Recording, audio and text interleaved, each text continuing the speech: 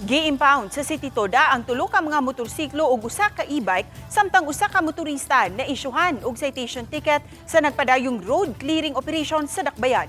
Ano ang report ni Marie Dumabo? Girombo sa City of Talisay Traffic Operations and Development Authority kon City Toda ang barangay Kansong sa Dakbayan sa Talisay nga mo'y ikaunom nga barangay sa pagpaygayon sa road clearing operations subay sa kamanduan sa DILG. Dungan niini nasita ang mga motorsiklo nga way side mirror, motorista nga way helmet, samtang adunay mga driver sa e-bike ug tricycle nga wa motuman sa tamang bihis, way lisensya ug way ID. Buong gi-impound sa City Toda ang tulo ka motorsiklo nga may sidecar ug usa ka e-bike kay way mga rehistro.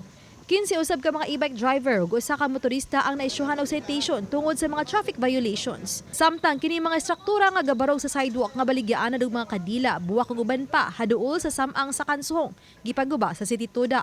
Laing gipaguba ang vulcanizing shop nga naagid sa sidewalk nga maoy agianan unta sa mga tao. Tulo ka tuig na matud pa si Verano Tradjo, 63 anyos nga nanginabuhi sa sidewalk alang sa 8 niya ka mga anak ug tabang nausab alang sa 16 niya ka mga apo. Apan gipasabot ni Joy Tumula, hepe sa City Toda ngadto kan Tradjo, nga nakapasamot sila sa kahuo sa trapiko. Ang ilang mga estruktura nga naa sa daplin sa daan. Matud ni Tumula kay itugyan sa City Social Welfare and Services ang mga naapektuhan alang sa hinabang. Nang hinautos si Tumulak nga ipadayon sa mga opisyal sa barangay ang gisugdang road clearing aron magamit sa mga motorista ug pedestrian ang daan. Temporary ba nga maka-operate ko pang bulkit, mo ni hanyo ang kapsore. So na dito mo sa barangay dapit, ang kap niya, gamit pa sa barangay, ihang yung kap nga, ganito lugar makabulkit ko. Oh, yan na ako nagpesto. Oh, hindi may mataas sa tapos na buhay. Wala pa rin kabuhian na kaya asan man nga on.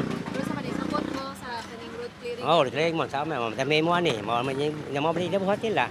Nga to ani, nga nagay pabor nga makabuhit sa tagay. Ang sa tumabuhi ang pamilya na to. Gihimo niyang kananan shop sa iyahang bisikleta ug motor, halos tanang negosyo na and then ang iyang mga kuryente nga gigamit nakakonektar sa linya sa gobyerno. So mao pa na among subayon karon. Ini magong clearing dili lang ni trabaho sa LGU, including ni trabaho sa barangay. So karon amo naman ning gisugdan, so among awhagon ang atong mga barangay kapitan nga ilang i-maintain ug unsay atong gi-clearing. Uban ni Godfrey Rilien, Marie Dumabok. Balitang Bisdak.